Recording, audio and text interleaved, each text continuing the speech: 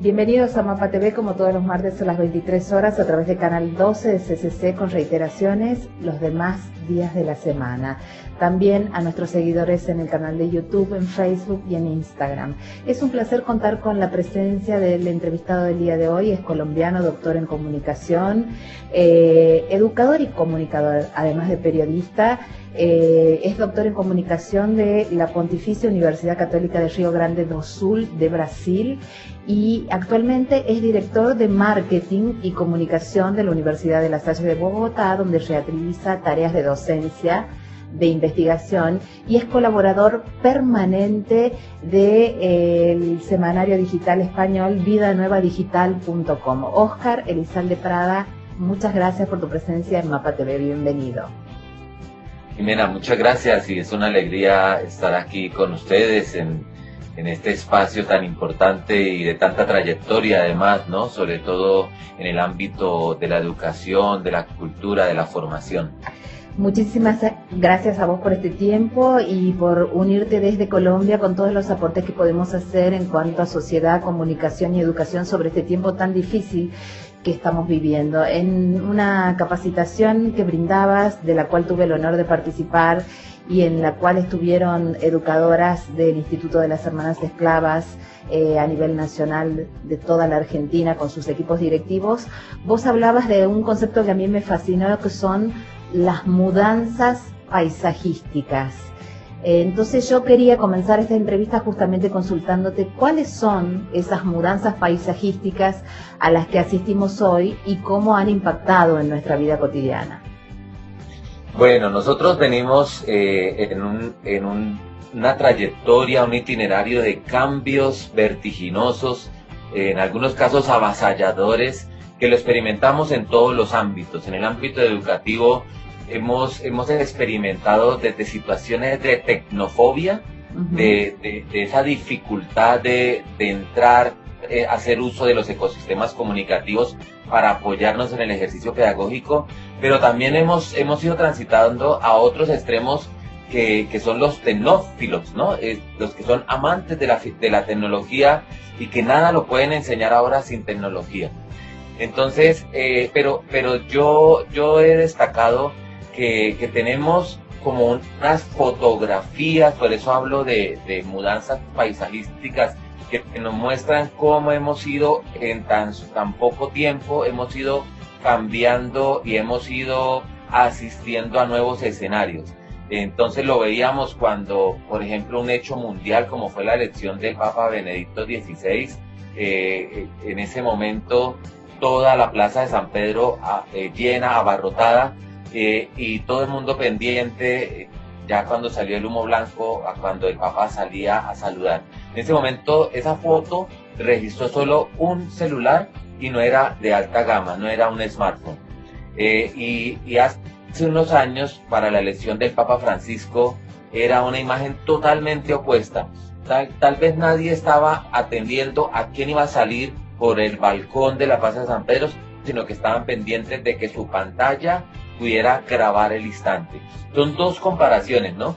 En el ámbito de la educación también lo hemos visto, veíamos los niños cuando en su hora de descanso, en su espacio de recreo, saltaban, jugaban estos juegos colectivos, ¿verdad?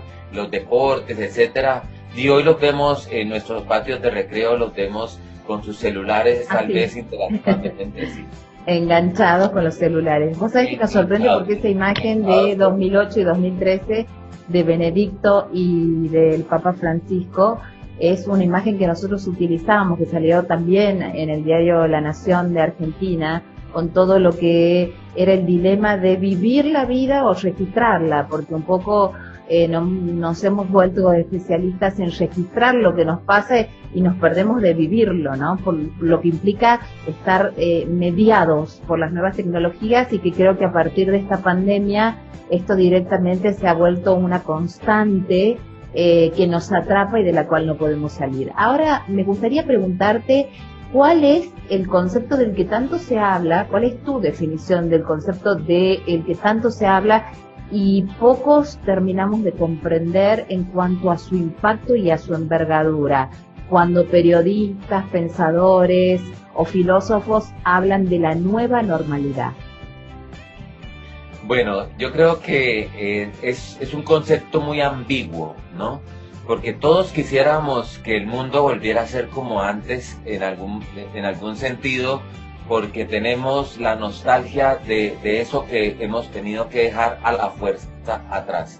El encontrarnos físicamente, el salir a los sitios que nos gusta, el viajar, el visitar espacios colectivamente donde disfrutábamos del esparcimiento, donde disfrutábamos de espacios de celebrar la fe, por lo menos en el campo religioso, pero un partido de fútbol, un concierto, toda una dinámica cambió.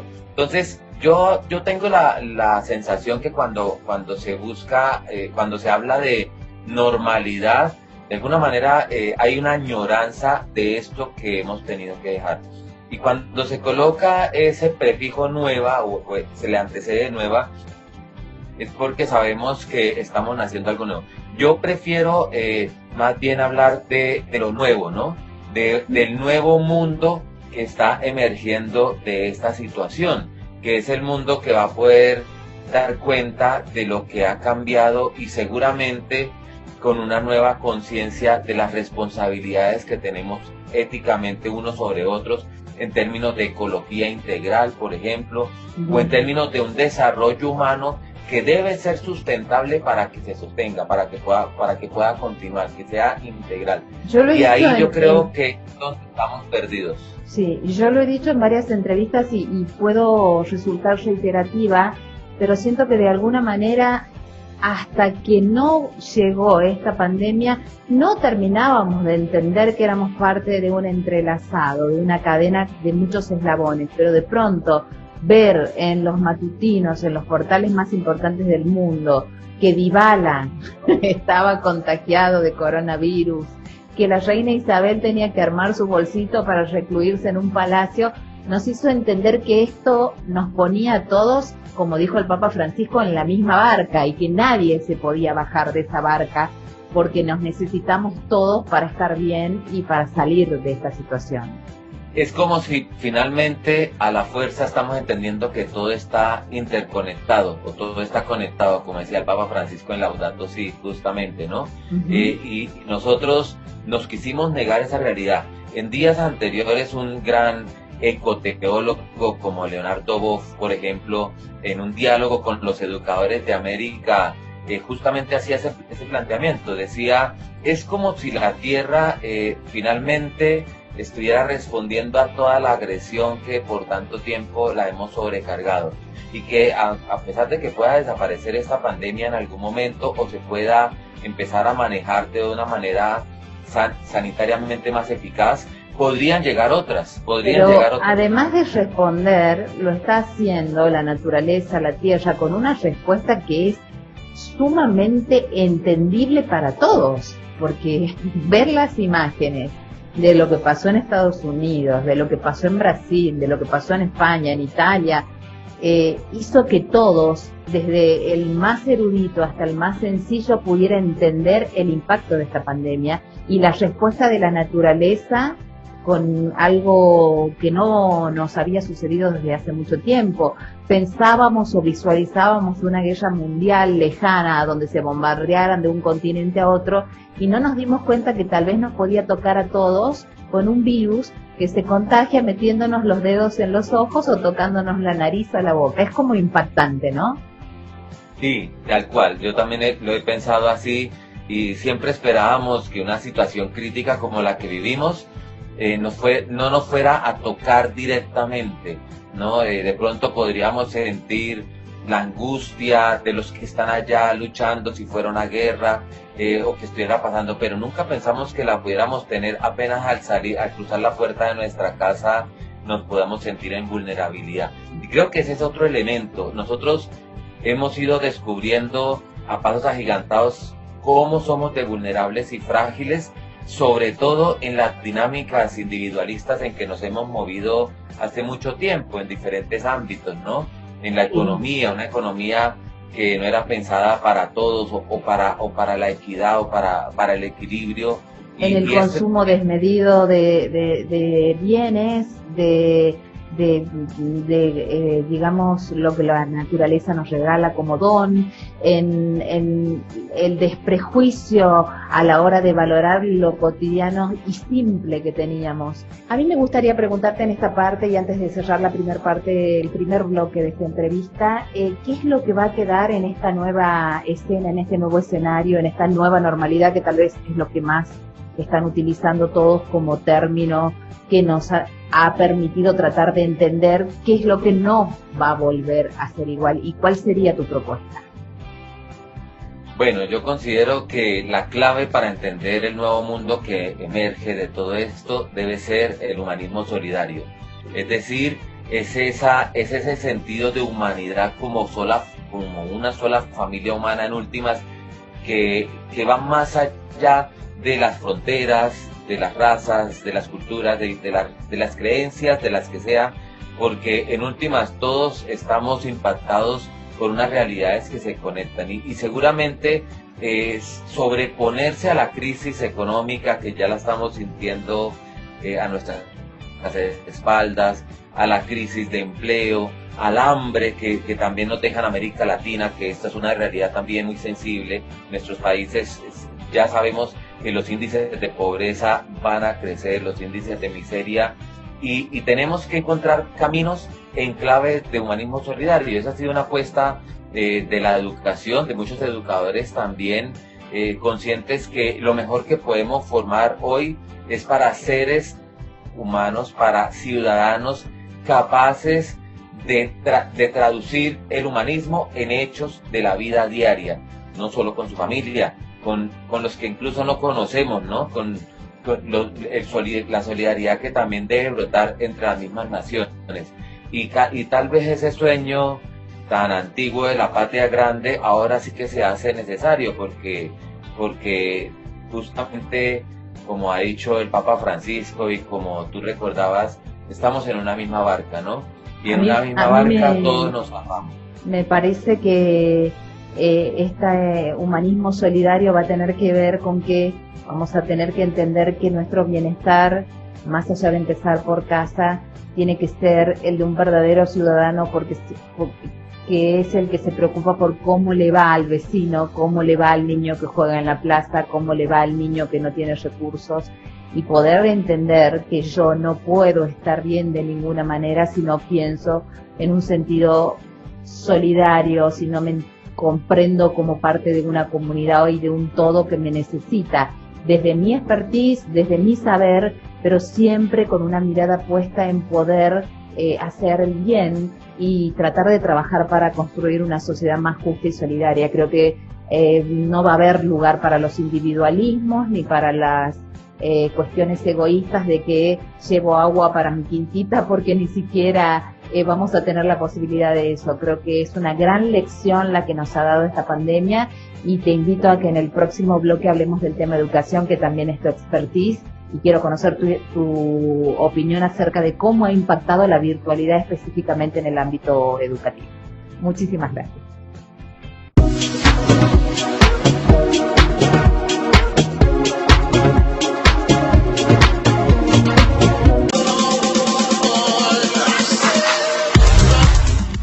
¿Cuál es la diferencia entre limpieza y desinfección?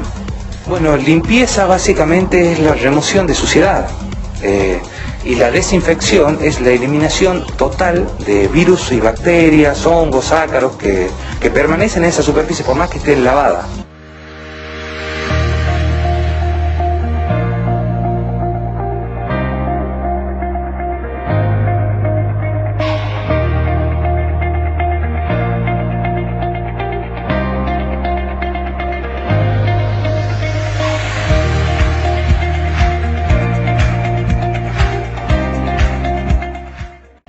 Se encuentra abierta la preinscripción online 2021. Para nivel inicial, salas de 3, 4 y 5 años, nivel primario y nivel secundario. Desde 2021, para alumnas y alumnos, el colegio extiende el proyecto de coeducación a todos los niveles. Preinscripción online. esclavastucumán.edu.ar/preinscripción.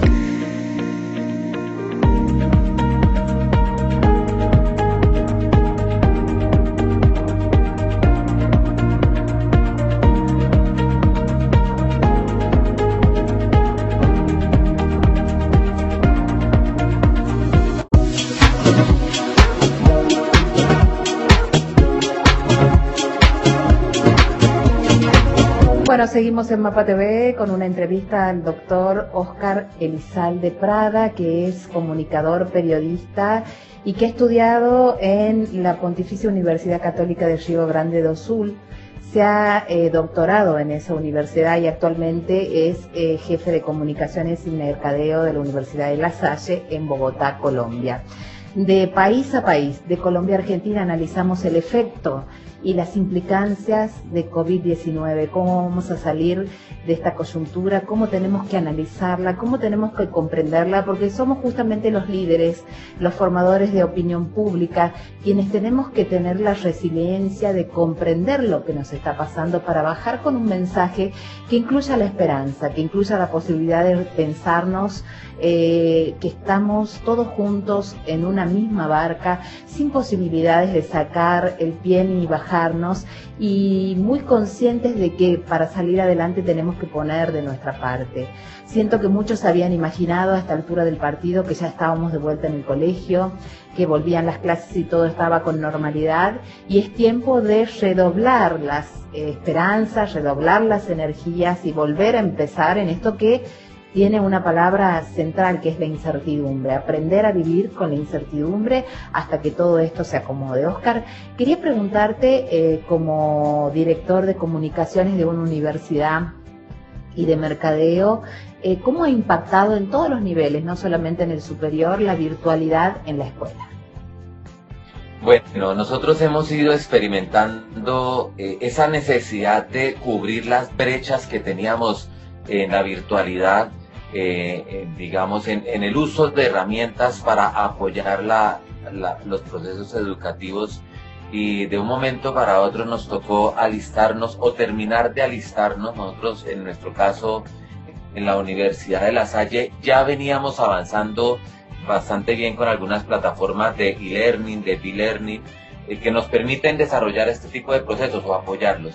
Pero en este momento la apuesta es total, pero también creo que esto nos ha implicado a repensarnos en muchos ámbitos. Por ejemplo, hay preguntas que parecían demasiado evidentes, y es si también los estudiantes que son nativos digitales, muchos de ellos estaban preparados, y nos hemos dado cuenta que no en todos los casos. Incluso muchos estaban físicamente naufragando en medio del internet porque no tenían cómo navegar, no tenían una conexión estable, no tenían los equipos que les permitan, o eran muy limitadas estas herramientas en casa para tenerlas que compartir entre varias personas, ¿no?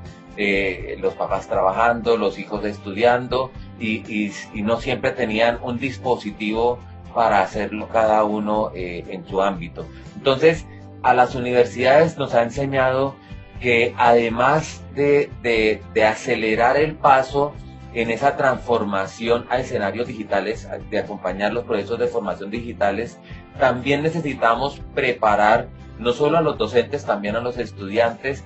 Y yo creo que en un ámbito de la escuela más amplia, los padres de familia también nos ha implicado empezarnos a entrenar cómo acompañar realmente un ejercicio formativo donde todos somos actores principales. Aquí ya no hay actores secundarios en la educación.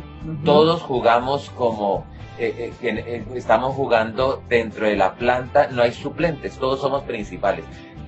Y ahí yo creo que estamos descubriendo muchos elementos.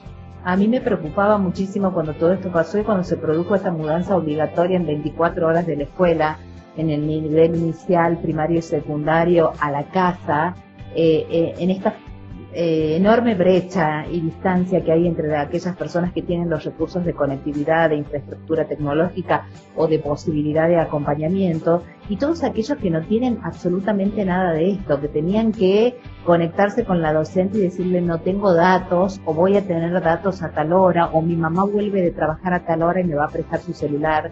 Digamos que si algo ha marcado a nivel escolar esta pandemia de COVID-19 es la gran desigualdad que hay en el sistema educativo, y no tiene que ver muchos casos con el estándar o el nivel económico o sociocultural, sino con una apropiación o una decisión familiar de con qué recursos contar y con qué recursos no, porque hay una diferencia enorme entre tener un dispositivo, un celular y cargarle datos, a tener una infraestructura que permita que los chicos puedan en casa aprender a distancia.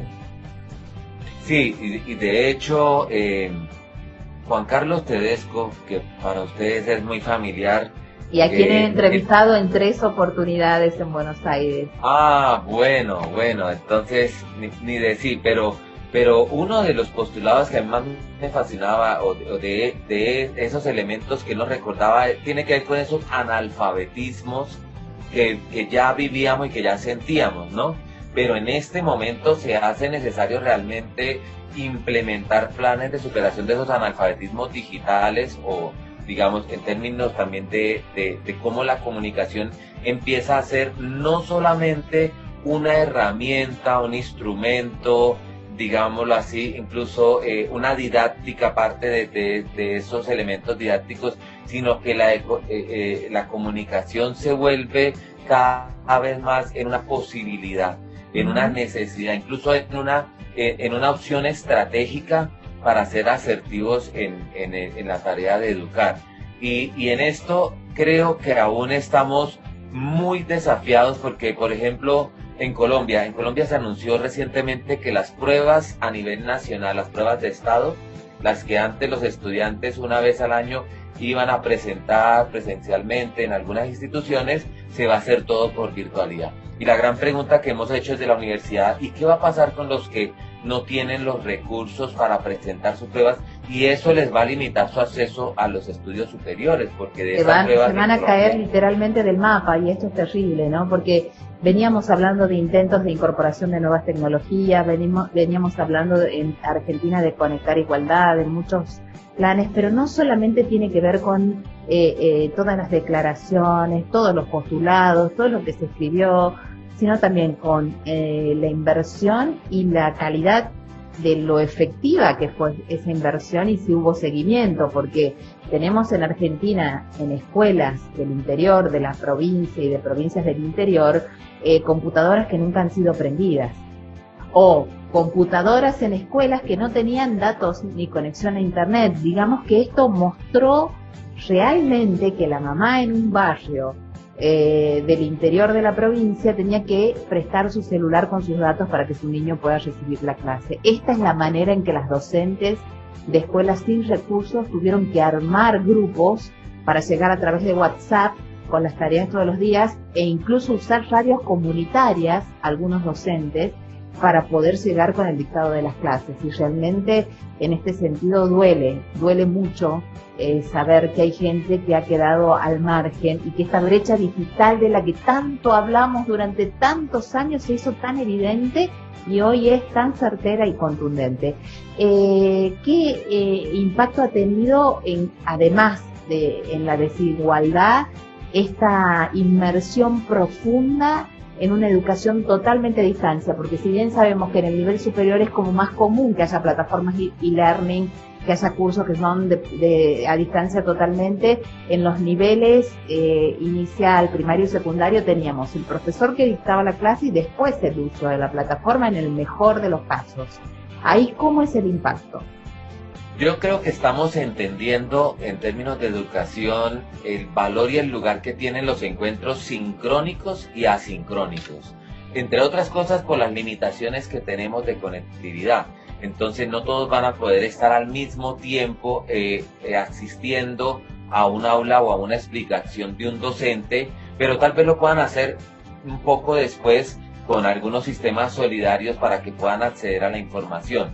El gran reto es la democratización del conocimiento ante las actuales circunstancias, que en eso veníamos avanzando creo que bastante, pero no podemos permitir que se frene. Entonces yo creo que tenemos allí un elemento, pero otro elemento también creo que es fundamental, es el problema que estamos evidenciando con la saturación de la exposición a las pantallas, ¿no? Uh-huh. Y pensándolo en los niños pequeños, por ejemplo, en los más pequeños, el impacto que eso también tiene, incluso hasta en su proceso fisiológico, ¿no? Biológico, psicológico. Entonces, esto también tenemos que empezarlo a investigar, a equilibrar. Y bueno, y ahí yo creo que estamos empezando a redescubrir herramientas que ya hemos tenido en América Latina, justamente en términos de educación masiva, para sobre todo, para mí una de las grandes preocupaciones, además de la brecha digital, es la brecha entre el campo y la ciudad. Sí. Porque esa es otra brecha de estas que a veces poco se habla. Si vemos los sistemas informativos se centran mucho en lo que sucede en la ciudad, muy poco en lo que pasa en las escuelas rurales. De hecho, el proyecto Escuelas del Bicentenario, que implicaba llegar con tecnología digital, tenía en cuenta escuelas rurales de la Argentina cuando cumplíamos 200 años de la independencia. Desde la consultora MAPA, nosotros trabajamos diferentes espacios, algunos que tienen que ver con productos televisivos, otros que tienen que ver con eventos, formación, y en la formación desde hace 6 años, nosotros venimos insistiendo mucho en el tema de Internet segura y responsable, porque sentimos que hay como una constante, digamos, intención del sistema educativo de llevarlos a los niños hacia la tecnología, pero que de la mano no viene ningún manual de instrucciones de todos los peligros que conlleva la red, y es como entregar el mono con navaja, digamos, porque yo puedo tener una herramienta que puede ser muy útil, una tijera para salvar la vida en un quirófano, en una operación o un bisturí, y con esa misma tijera, que es la misma herramienta, puedo hacer mucho daño. ¿Cuál es el déficit que está teniendo esta inmersión excesiva en las nuevas tecnologías sin el acompañamiento del contexto de educación en cuáles serían los valores que deben acompañar el uso de las nuevas tecnologías? Bueno, a mí me parece que lo más... Si somos consecuentes con lo que estamos aprendiendo en torno al humanismo solidario, creo que una necesidad es humanizar las redes. Y humanizar las redes tiene que ver con activar campañas conjuntas desde muchos estamentos de protección de los menores en las redes, que es verdad que están expuestos, no solamente ahora, ya lo estaban antes, pero ahora se puede hacer. Más que nunca, pero también es la protección incluso de la violencia intrafamiliar, de la violencia que está en casa. Entonces ahí yo creo que cuatro grandes sectores tenemos que hacernos la pregunta. El sector educativo, el sector de la sociedad en general, toda la sociedad, por supuesto la familia, el sector empresarial, que creo que ha hecho muy poco en este ámbito, y por supuesto el sector gubernamental, las famosas 4 hélices. Yo creo que esos diálogos y ese trabajo conjunto debe sentirse en torno a humanizar la red, y humanizar la red es para que sean ambientes y entornos seguros. Nosotros estamos en este momento muy preocupados de que cuando nuestros estudiantes regresen a los espacios estén seguros, y entonces estamos preocupados con los protocolos de bioseguridad.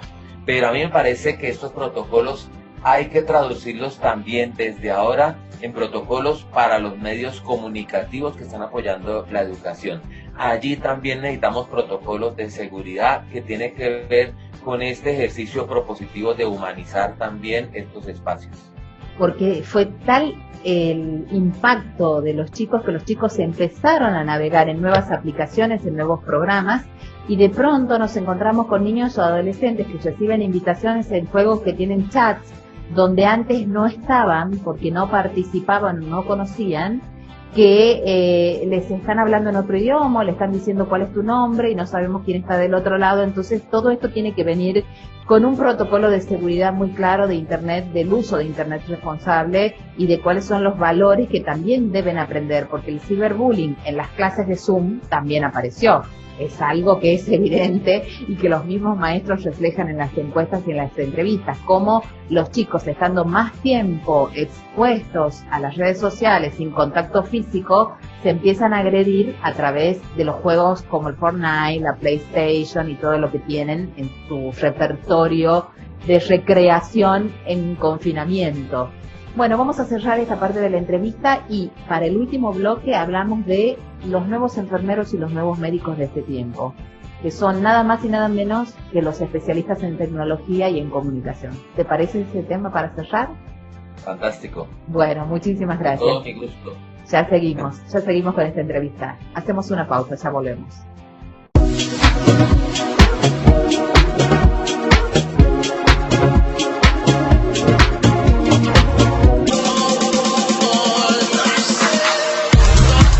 Contanos cuál es la diferencia entre limpieza y desinfección. Bueno, limpieza básicamente es la remoción de suciedad y la desinfección es la eliminación total de virus y bacterias, hongos, ácaros que permanecen en esa superficie por más que esté lavada.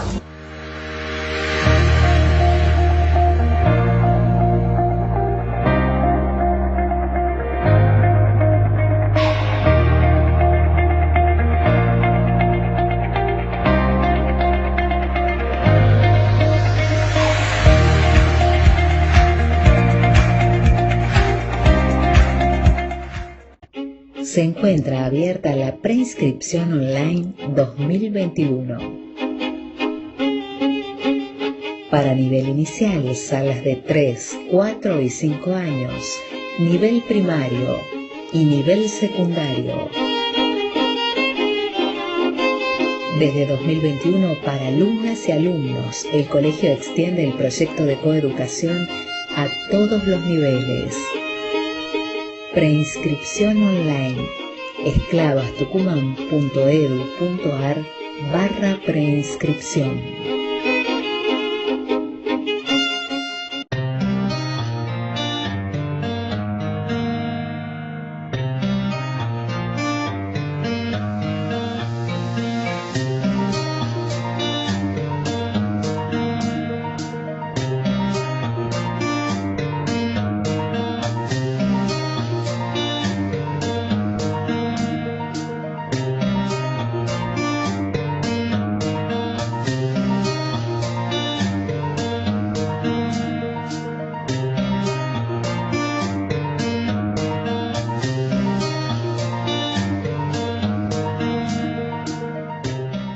Hay algo que nosotros conocemos todos con el nombre de riesgo profesional. ¿Quiénes lo corren? Profesionales de esa profesión. Lamento, y estoy alegre, es una sensación rara decir que Alfredo Mirol y yo no tienen ninguna chance de morir chocando contra un wall rail en Mónaco manejando una Ferrari de Fórmula 1. Ninguna. No es que me encantaría morir, me encantaría manejarla y correr en Fórmula 1 con una Ferrari. Pero un corredor de Fórmula 1 contratado por Ferrari sí le puede pasar. Es su riesgo, el de su profesión. Ahora, muy difícil que un corredor de Fórmula 1 se infecte con un virus atendiendo a un paciente. Cada profesión, cada riesgo. ¿Puede ocurrir un accidente? Sí. ¿Qué es el accidente? Lo imprevisible. Si no, no es accidente, se llama estupidez. Vamos a suponer un corredor de Fórmula 1 que va corriendo a 300 por hora, saludando las tribunas, tomando champán en vez de agua para evitar la deshidratación, y saludando las tribunas así se da un tortazo. Eso no es un accidente, ese es un estúpido. No adoptó los cuidados que tiene que adoptar. Ahora vamos a suponer que de repente, por una falla imprevisible en un metal, se suelte una de las barras de la dirección y se le clave a Ayrton Senna y fallezca. Es un accidente, es imprevisible, puede ocurrir. A mí no se me va a clavar ninguna barra de una Ferrari corriendo en Mónaco, no es mi profesión. ¿Qué opinaríamos si hay un incendio, estamos cercados, y de repente llegan los bomberos, abre la puerta a los bomberos y dicen, ah no, ¿y si nos quemamos? Y se van y nos dejan adentro. ¿Qué le diría? ¿Qué opinaría un paciente que está grave, que está enfermo, si llegamos los médicos y decimos, ah no, ¿y si nos infectamos? Y lo dejamos. ¿Qué nos diría? Sin duda lo que merecemos. Si atendemos a nuestro paciente, podemos hacer dos cosas: estupidez o accidente. El accidente es imprevisible. Estoy atendiendo a un paciente con virus, estoy con guantes, lo estoy atendiendo. De repente el paciente dice, hace así, y me clavo la aguja. Bueno, ¿qué va a hacer? Puede ocurrir un accidente, pero es el riesgo profesional. Lo asumimos. No somos héroes. Los héroes son de las guerras. Nosotros salvamos vidas, no matamos a nadie. En una guerra no le preguntamos, usted que está aquí sangrando, ¿es inglés o es argentino para ver si lo atiendo? Los cuerpos médicos en Malvinas atendemos heridos, atienden heridos, no atienden de uno u otro. Para eso están las guerras, están los héroes, llegan los héroes triunfantes, los vítores de las tribunas ovacionándolos. Ni soñamos ni queremos ser héroes, aplausos, nada, bien, gracias, no, nada. Lo que somos es médicos. Y estamos orgullosos de serlo, pero tenemos que trabajar con cuidado. Y por supuesto, tienen que darnos las normas para que podamos trabajar con cuidado. Sí debemos exigir que nos den las normas, los elementos necesarios que corresponden a la tarea que vamos a hacer. No podemos como médico pedir barbijo N95 si no estamos en la terapia al lado de los pacientes. Pidamos el barbijo quirúrgico, en fin.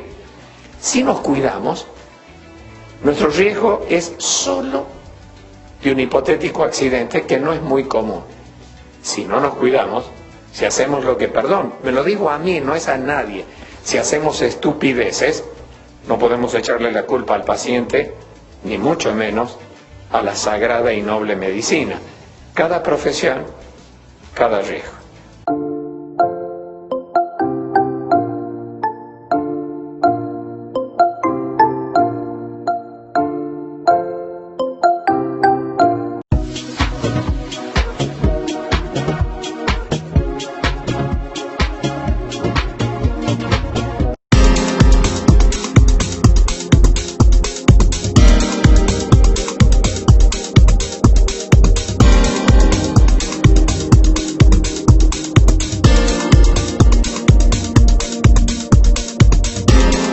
Contanos qué es Valmat.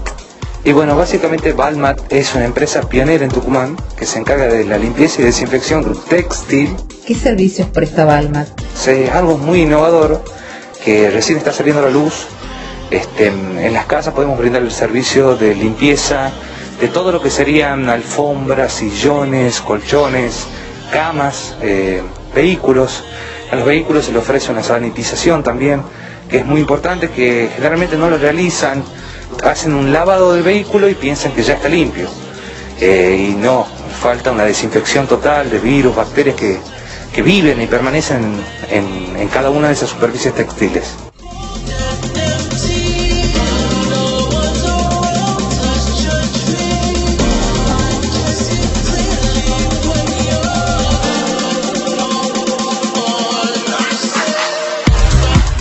Contanos cuál es la diferencia entre limpieza y desinfección. Bueno, limpieza básicamente es la remoción de suciedad y la desinfección es la eliminación total de virus y bacterias, hongos, ácaros que permanecen en esa superficie por más que esté lavada.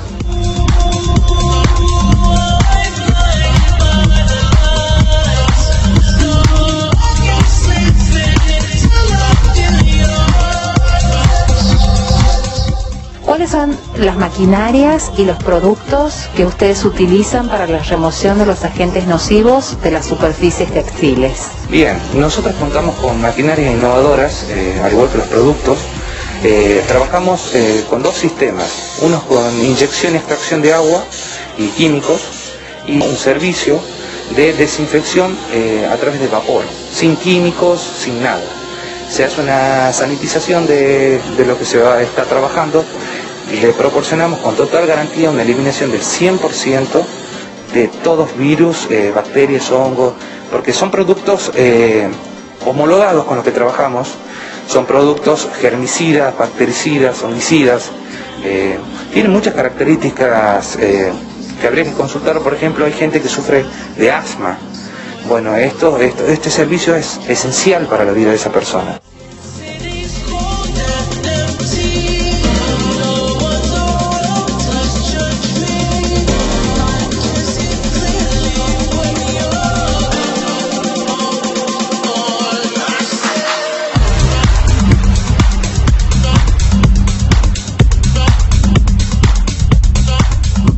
Contanos un poquito cuáles son las normas de bioseguridad que ustedes aplican a la hora de ingresar a un domicilio para asegurar que vengan del lugar que vengan, vienen en condiciones de brindar desinfección y además de estar totalmente cubiertos y proteger a los que los reciben en casa. ¿Cuáles son los pasos que seguimos? La desinfección de toda la indumentaria que se va a utilizar en esa jornada de trabajo. Se realiza la desinfección, se realiza el transporte a la dirección, al lugar donde se va a realizar, se desciende. Una vez que se toma la zona de exclusión, se hace nuevamente la desinfección de esa zona de exclusión, ya sea como le explicaron, en ese sillón, en ese acolchado, en ese colchón, en ese vehículo, en donde sea. Y previamente, después de realizar el trabajo, volvemos a proceder con la desinfección de los muchachos y así nos retiramos. Bueno, sabemos que es una empresa que brinda esencialmente servicios a domicilio. Contanos entonces cómo hace la gente para contactarlos y solicitar turnos. Bien, para solicitar un turno deberá comunicarse con nosotros vía WhatsApp. Tenemos los números de la empresa, están publicados en las redes sociales, que también estamos en Instagram, Facebook. Y bueno, hay una persona encargada de recepcionar todos los turnos. Brindamos presupuestos particulares y para empresas.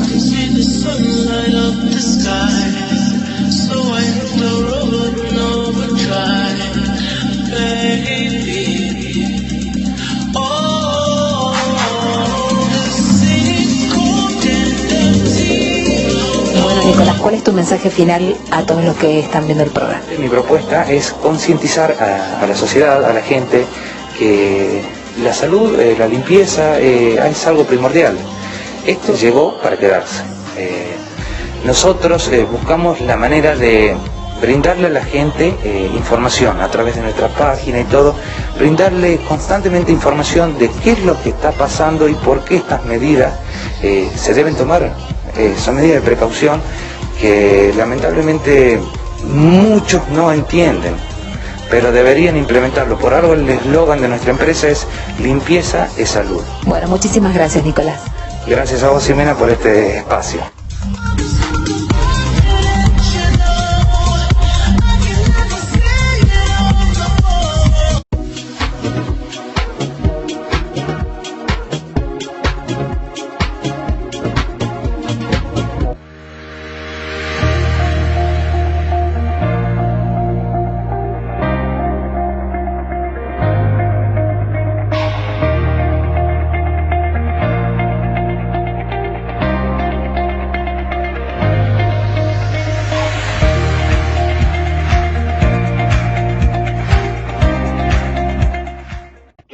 se encuentra abierta la preinscripción online 2021. Para nivel inicial, salas de 3, 4 y 5 años, nivel primario y nivel secundario. Desde 2021, para alumnas y alumnos, el colegio extiende el proyecto de coeducación a todos los niveles. Preinscripción online. esclavastucumán.edu.ar/preinscripción.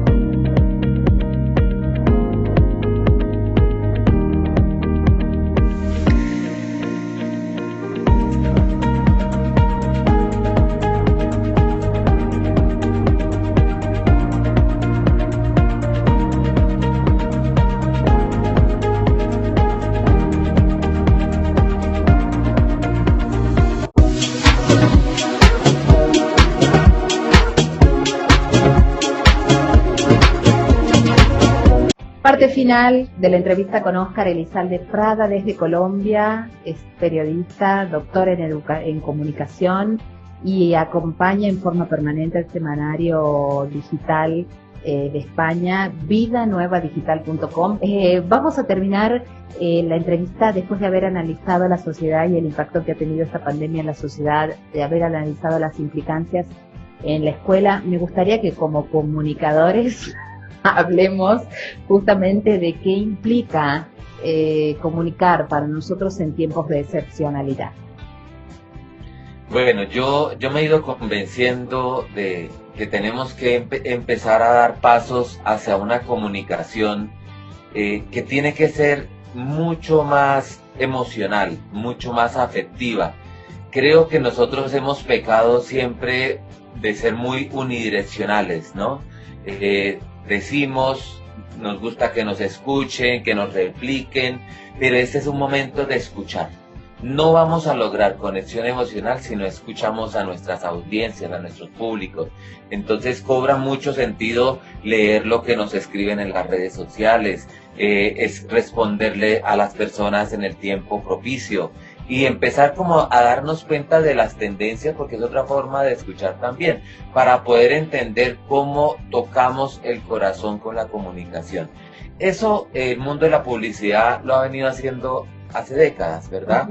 Pero nosotros en la comunicación hemos sido mucho más tímidos para hacer una comunicación que sea mucho más efectiva y para eso que sea también mucho más afectiva, ¿no? Porque convengamos que además hablar de comunicación o mercadeo o marketing hace 10 o 20 años, cuando yo empecé a trabajar en el ámbito de las instituciones educativas o organizaciones no gubernamentales, era como una mala palabra, y muchas veces decían, no, yo entrevistas no voy a salir porque no voy a decir. Después empezó ya sin ser con llevar la fe al espacio público y empezamos a pensarnos cómo contar lo que hacemos y a entender que si no comunicamos, la verdad no formamos parte del paisaje actual.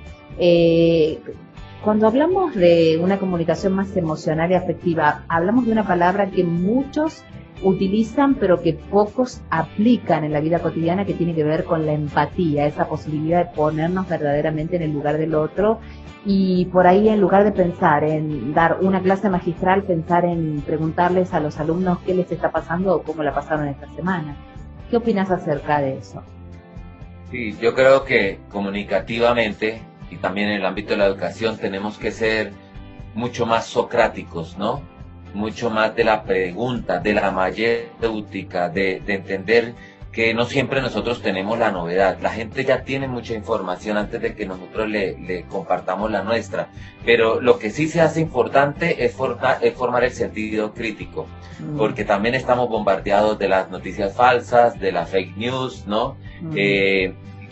Cada cierto tiempo, en el mes de agosto, por ejemplo, un obispo muy conocido en Brasil, que se lo consideran un profeta, Pedro Casaldáriga, empieza a aparecer en noticias que ha fallecido, porque ya es un anciano, pero ¿qué hay detrás de todo eso? Y hoy día, cualquier noticia que nos impresiona, rápidamente la compartimos, porque pensamos que tenemos la primicia, y como que tenemos el deber de compartirla, pero en comunicación y en periodismo, sabemos que hay una regla de oro que no podemos saltar, y es siempre verificar las fuentes, y es buscar, ojalá, fuentes verídicas y contrastar, y hay que hacer ese trabajo permanentemente para de pronto nosotros ingenuamente no caer en esto, ¿no? Entonces, la formación hoy día de lectores críticos, de medios, de información, creo que es supremamente, como que nos compromete a todos, y hoy día vemos que ya los grandes grupos comunicativos se plantean esto seriamente, y ya tiene secciones donde nos dicen abiertamente: esto es falso, esta información que está rodando no es verdad. Es un servicio que necesitamos hacerle a la sociedad también, los comunicadores en estos tiempos, ¿no?, de tantísima información. Bien, en esta charla a la que yo hacía referencia al principio, vos decías que así como los médicos y los enfermeros han pasado a ser los protagonistas absolutos porque están en la primera línea de fuego de todo lo que pasó y nos pasa con la pandemia de COVID, también los comunicadores, los periodistas y los especialistas en tecnología se han transformado en una especie de primera línea. ¿Por qué ha sucedido esto? ¿Y qué va a cambiar en nosotros, quienes nos dedicamos a hacer periodismo, comunicación, nuevas tecnologías, a partir de esta pandemia? Yo creo que en este momento la comunicación, el periodismo, todos los servicios tecnológicos cobran nuevos sentidos que tal vez, no es que no los tenga antes, sino que en este momento los estamos redescubriendo. Y estamos entonces redescubriendo que lo nuestro es una vocación, no es solamente una profesión. Lo nuestro es un servicio a la humanidad. Somos servidores públicos. Somos servidores públicos y servidores de la verdad. El Papa Francisco, cuando era cardenal en Buenos Aires, él solía tener su encuentro con los comunicadores y los periodistas. Y yo tengo muy presente uno de sus discursos en los que él hablaba de los comunicadores en la tarea de comunicar la verdad, la bondad y la belleza.